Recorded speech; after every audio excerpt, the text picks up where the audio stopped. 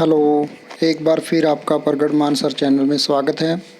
आज का जो हमारा टॉपिक रहेगा वो रहेगा क्लास नंबर 9th के पेजेस के क्वेश्चंस एनसीईआरटी बुक में से।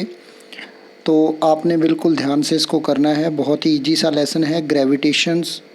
तो ऑल ऑफ फर्स्ट हमारे पास क्वेश्चन है, state the universal law of gravitation, यानी कि ग्रेविटेशन का यूनिवर्सल लॉ क्या है। The universal law of gravitation states that every object in this universe attract every other object। इसका मतलब ये है कि इस यूनिवर्स के अंदर कोई भी दो बॉडी पड़ी हैं तो वो हमेशा एक दूसरे को अट्रैक्ट करेंगी, एक दूसरे को आकर्षित करेंगी, एक दूसरे को खींचेंगी। ठीक है, तो प्रत्येक बॉडी चाहे वो देखिए ये फोर्स इतना वीक होता है कि हमें ये दिखाई नहीं देता और हमें फील भी नहीं होता। ये जैसे मैं बैठा हूँ और मेरे साथ कोई और बैठा है या मेरे साथ कोई भी ऑब्जेक्ट पड़ा है, चेयर पड़ी है, कुछ अदर लगा लीजिए, तो ये ऑब्जेक्ट एक दूसरे पर फोर्स अट्रैक्ट तो कर रहे हैं लेकिन फीलिंग नहीं हो रही। वो फोर्स कौन सा होगा? Gravitation force. यूनिवर्स के अंदर आप कहीं मर्जी चले जाइए, ये फोर्स एक्ट होता है, इसलिए इसको universal law of gravitation force कहते हैं। All universe it is applicable. Clear? It is directly proportional to product of their masses. ये इनके मासेज के डायरेक्टली प्रोपोर्शनल है। दो बॉडी हैं जिनका मास होता है, जैसे मान लेते हैं m1 और m2, इन दोनों बॉडी का मास है। एक बॉडी A मान ली हमने, एक बॉडी B मान ली। ठीक है, तो इन दोनों के सेंटर से ये आपने लाइन ली तो ये डिस्टेंस होगी r।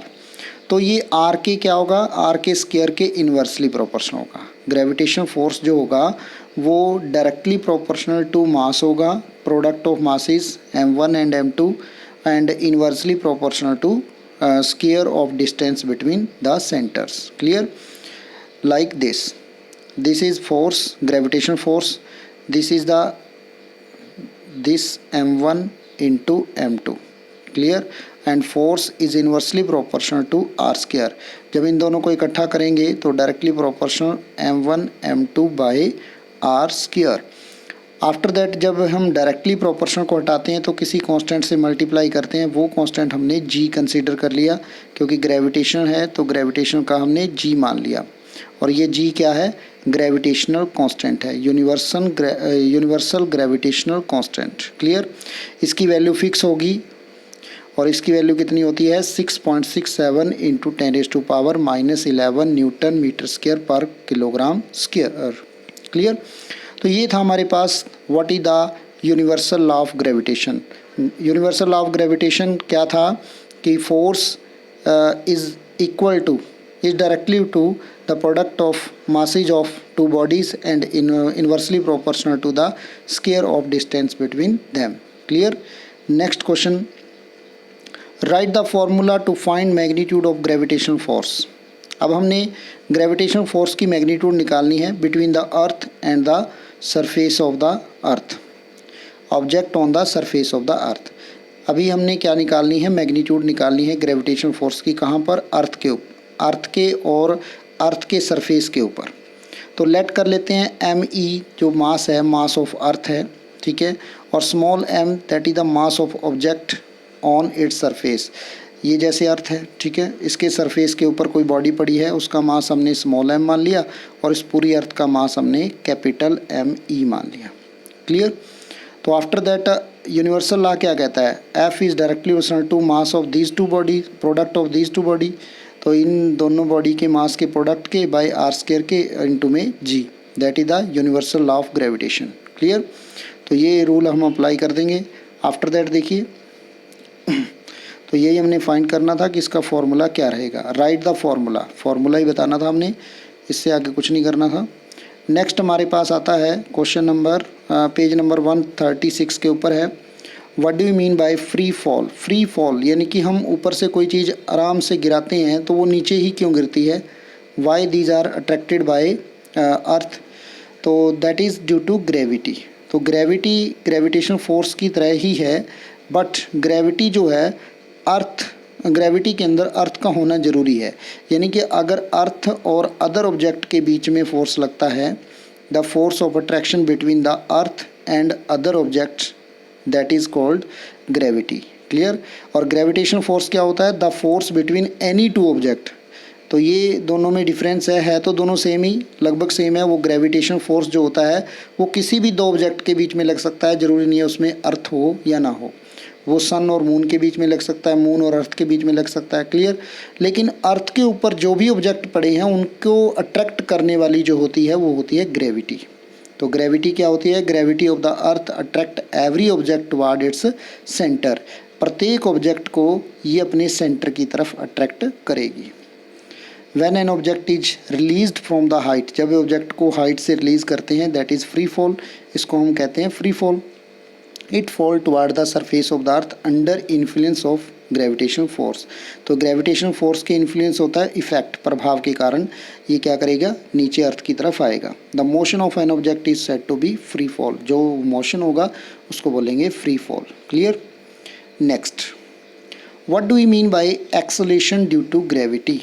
देखिए ग्रेविटी क्या होती है, जो भी ऑब्जेक्ट हम ऊपर फेंकते हैं वो एक ही स्पीड से नीचे नहीं आता, उसकी स्पीड डाउन जैसे ही जैसे अर्थ की तरफ आती रहेगी उसकी स्पीड इंक्रीज होती जाएगी। तो जब स्पीड यानी कि वेलोसिटी में चेंज होता है, चेंज इन वेलोसिटी, जब वेलोसिटी में चेंज होता है तो क्या होता है? एक्सेलरेशन होता है, ठीक है। क्या होता है? एक्सेलरेशन होता है दिस।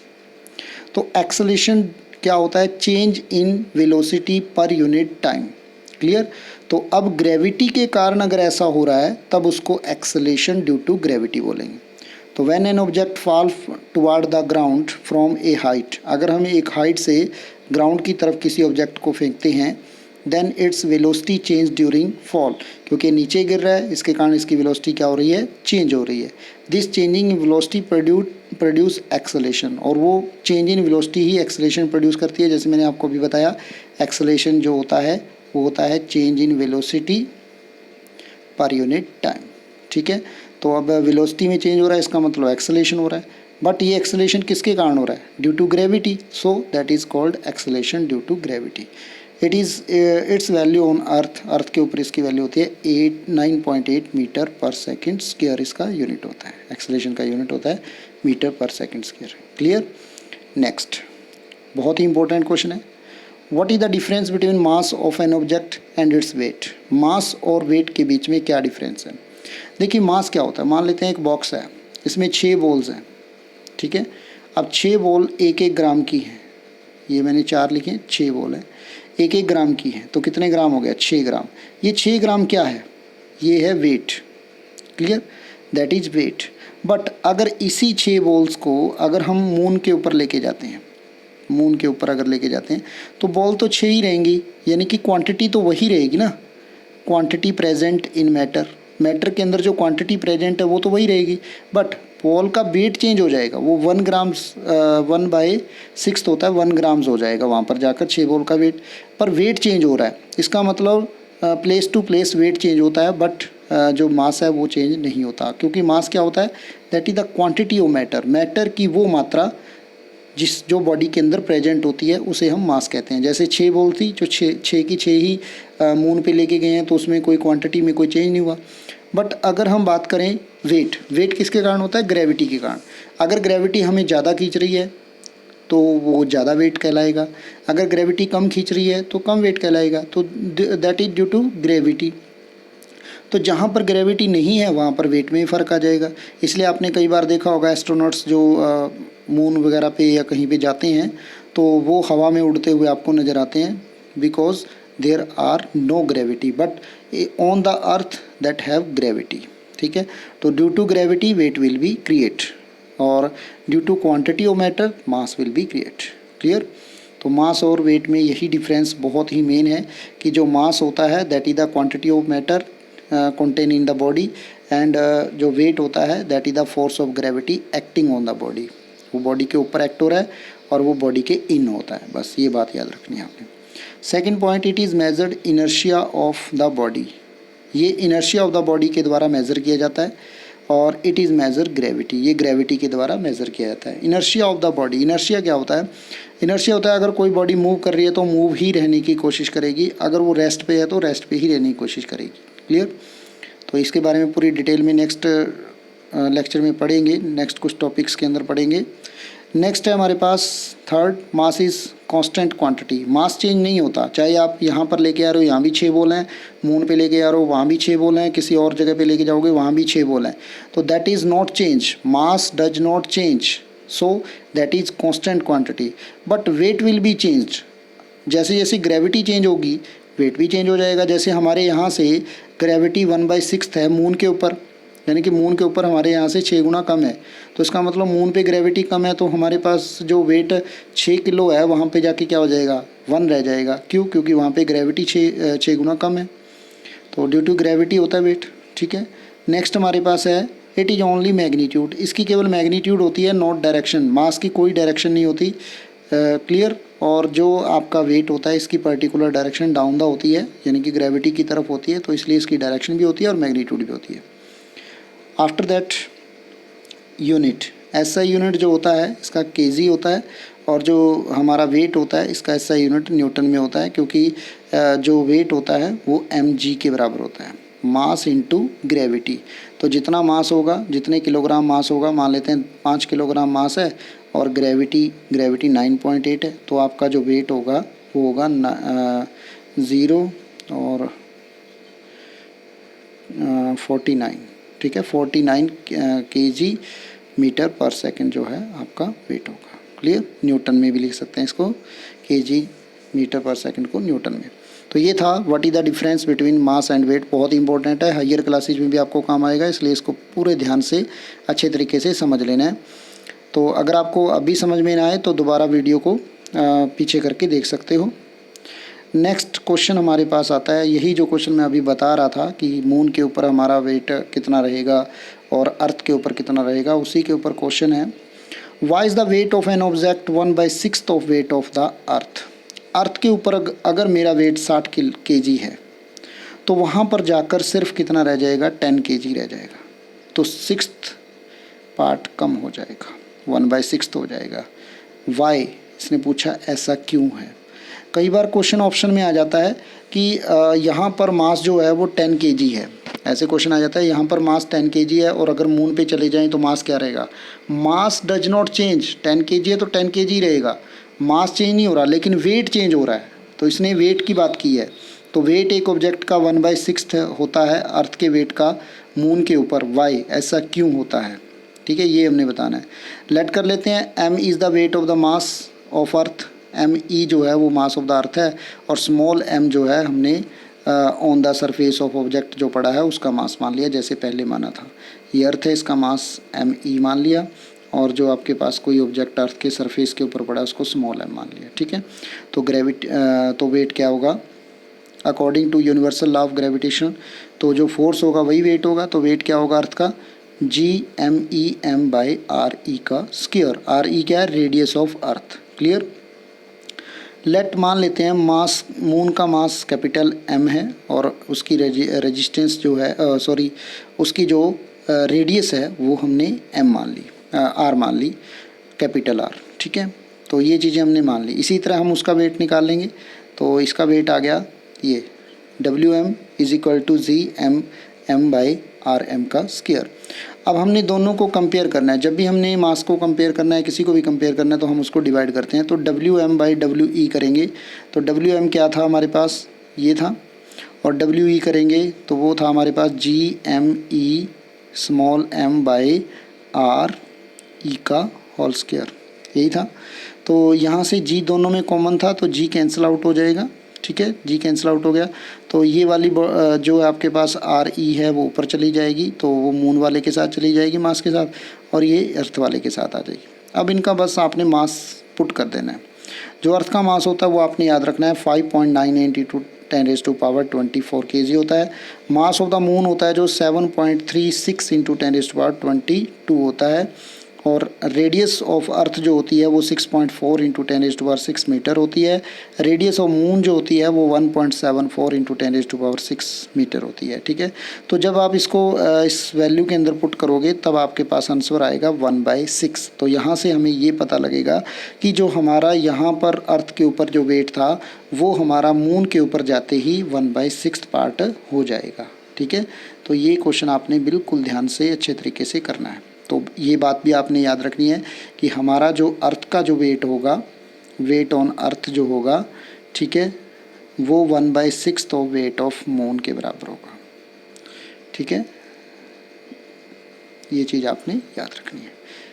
उसके बाद नेक्स्ट हमारा क्वेश्चन आता है page number 141। Why is it difficult to hold a school bag having strap made of thin and strong string. इसने कहा कि जो स्कूल का बैग होता है, ठीक है, आपके स्कूल का जो बैग होता है, उसकी जो तनी होती है, तनी वो मोटी होती है, थिक होती है तो कोई दिक्कत नहीं होती है। अगर वो पतली होती है तो आपको चुभन महसूस होती है। ठीक है, तो ऐसा क्यों होता है, क्लियर, ये आपने बताना है। तो it is difficult to hold the school bag having thin strap, पतली जो तनी है उसके अकॉर्डिंग जो आपने लेना है वो डिफ़िकल्ट है। बिकॉज क्योंकि the pressure on the shoulders is quite large. देखिए, जो प्रेशर होता है, प्रेशर वो होता है 1/A, एरिया के इन्वर्सली प्रोपोर्शन होता है। जितना एरिया कम होगा प्रेशर ज़्यादा पड़ेगा, clear, inversely proportional to area. और जितना एरिया ज़्यादा होगा उतना प्रेशर कम पड़ेगा। अब जो आपकी तनी है वो अगर पतली है तो प्रेशर क्या पड़ेगा, ज़्यादा, तो बॉडी के ऊपर ज़्यादा प्रेशर इंक्रीज़ होगा, आपके शोल्डर के ऊपर ज़्यादा प्रेशर पड़ेगा। अगर वो ज़्यादा है, मोटी है, थिक है, तो आपके ऊपर फोर्स क्या लगेगा, कम लगेगा। फोर्स पर यूनिट एरिया इसका पूरा फॉर्मूला होता है pressure is equal to force by area.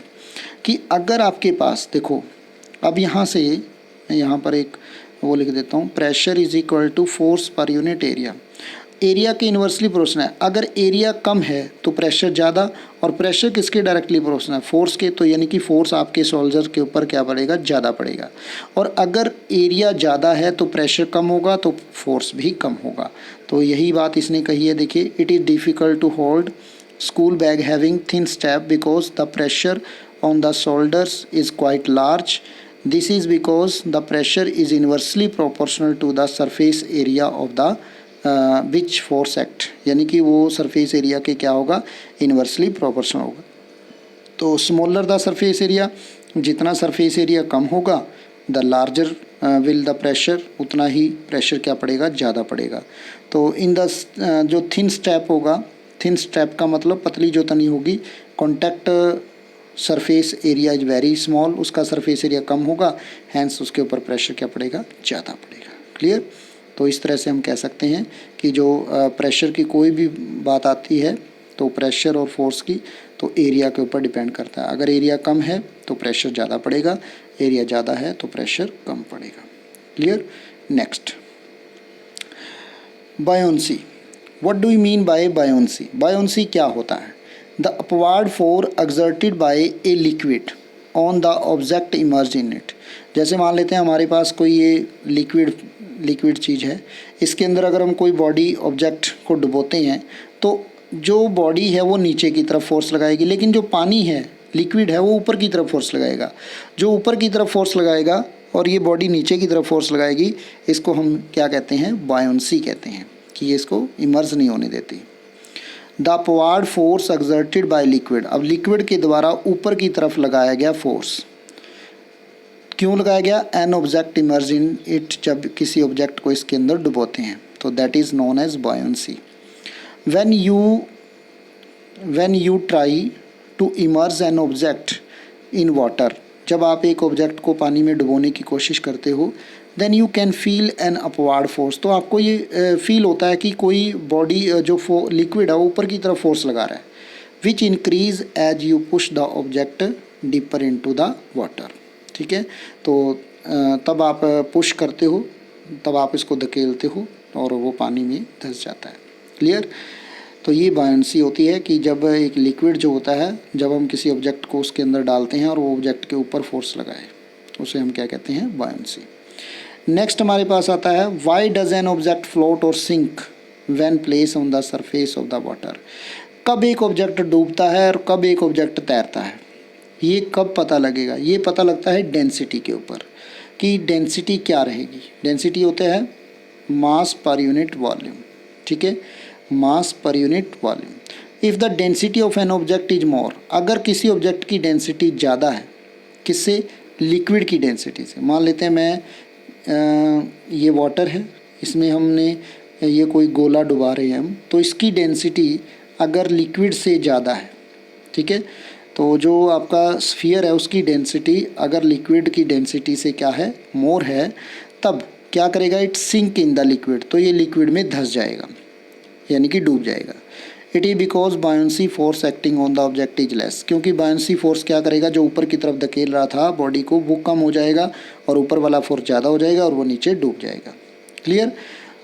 अगर हम अपोजिट डायरेक्शन देखें, ऑन दी अदर हैंड देखें, तो डेंसिटी ऑफ ऑब्जेक्ट, अगर जो ऑब्जेक्ट हम डाल रहे हैं उसकी डेंसिटी कम हो और लिक्विड की डेंसिटी ज़्यादा हो, तब हमारे पास ऑब्जेक्ट क्या करेगा? फ्लोट करेगा। ये बात आपने याद रखनी है। अगर लिक्विड की डेंसिटी ज़्यादा है, यानी कि जिसमें हमने उस ऑब्जेक्ट को डाला है उसकी डेंसिटी अगर ज़्यादा है, तो ऑब्जेक्ट डूबेगा नहीं। अगर डेंसिटी बाहर वाले की ज़्यादा है, जो ऑब्जेक्ट हम डाल रहे हैं, और जो जिसमें डाल रहे हैं उसकी डेंसिटी कम है, तो वो ऑब्जेक्ट डूबेगा। ये बात आपने याद रखनी है। क्लियर? तो ये बायोंसी फोर्स के कारण ही होता है। नेक्स्ट हमारे पास 142 नंबर पे क्वेश्चन है, यू फाइंड योर मास। आप अपना मास फाइंड कीजिए 42 kg on waiting machine. Waiting machine पे आप 42 kg मापते हो। इज़ योर मास मोर और लेस देन 42 kg, क्या आपका मास इससे ज़्यादा है या कम है? When you weigh your body an upward force acting on it, जब आप एक किसी बॉडी को तोलते हो, मापते हो, तो आप जो है ऊपर की तरफ आपके फोर्स लगता है। This upward force is buoyancy force, इसको कहते हैं buoyancy force. As a result the body get pushed slightly upward, तो बॉडी थोड़ी सी ऊपर की तरफ आती है, causing weight machine to show a reading less than actual value, लेकिन जो वेट मशीन है वो एक्चुअल वैल्यू से इसकी वैल्यू कम देगी। तो ये बात आपने याद रखनी है।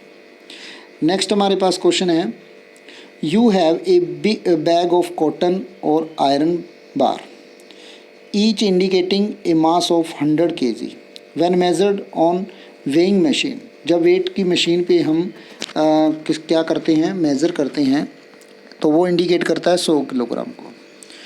इन really one is heavier than other, क्या एक दूसरे से भारी हैं? Can you say which one of is heavier and why, इनमें से क्या आप बता सकते हो कि कौन सा ज़्यादा हैवी है, भारी है, और कौन सा हल्का है? The bag of cotton is heavier, cotton का बैग भारी है, देन आयरन बार, आयरन की बार से। This is because surface area, इसका सरफेस एरिया कॉटन बैग का क्या रहेगा? लार्ज, ठीक है, कॉटन का सरफेस एरिया ज़्यादा होता है। More buoyancy force act on the bag, उसके ऊपर बायंसी फोर्स यानी कि जो हवा है वो ऊपर की तरफ ज़्यादा फोर्स लगाएगी, क्योंकि उसका एरिया ज़्यादा है तो ज़्यादा एयर फोर्स लगाएगी। तो this makes the cotton bag lighter, तो ये क्या बना देती है? कॉटन बैग को हल्का बना देती है। But in actually it is heavier then iron bar, लेकिन वो लोहे की जो बार होती है उससे उससे भारी होता है। For this reason iron bar and the bag of cotton show same mass of the weighing machine, लेकिन इसी कारण आयरन जो बैग होता है, आयरन जो बार होता है, और कॉटन जो होता है, कॉटन का बैग, कॉटन का थैला जिसको बोलते हैं, बड़ा सारा थैला नहीं होता कॉटन का, तो उन दोनों को अगर तोलते हैं तो 100 किलोग्राम तो आ रहा है वेट, लेकिन कॉटन जो है वो ज़्यादा भारी होता है, क्योंकि उसके ऊपर एयर जो है बायंसी फोर्स लगा रही है ऊपर की तरफ। But actually the mass of the cotton bag is more than that of iron, ये मैंने पहले बता दिया। नेक्स्ट क्वेश्चन हम जो रह गए हैं एनसीईआरटी के एक्सरसाइज क्वेश्चन, वो नेक्स्ट लेक्चर में करेंगे। उम्मीद करते हैं कि आपको ये क्वेश्चन अच्छे तरीके से समझ में आए होंगे। अगर किसी प्रकार की कोई डिफ़िकल्टी है तो आप मुझे कमेंट बॉक्स में बता सकते हैं, और मेरे चैनल को सब्सक्राइब और शेयर लाइक करना मत भूलिए, ताकि इसी तरह की वीडियो जो क्वेश्चन से रिलेटेड है मैं आपको डालता जाऊं, और आपके उम्मीद करते हैं कि आपके लिए बहुत ही बेनिफिशियल होगी। और अगर किसी टाइप का कोई भी क्वेश्चन अगर आपके माइंड में क्रिएट होता है, या किसी प्रकार का इस चैप्टर से रिलेटेड आपने क्वेश्चन पूछना है, तो कमेंट बॉक्स में कमेंट करके ज़रूर भेजें। Thank you very much, have a nice day.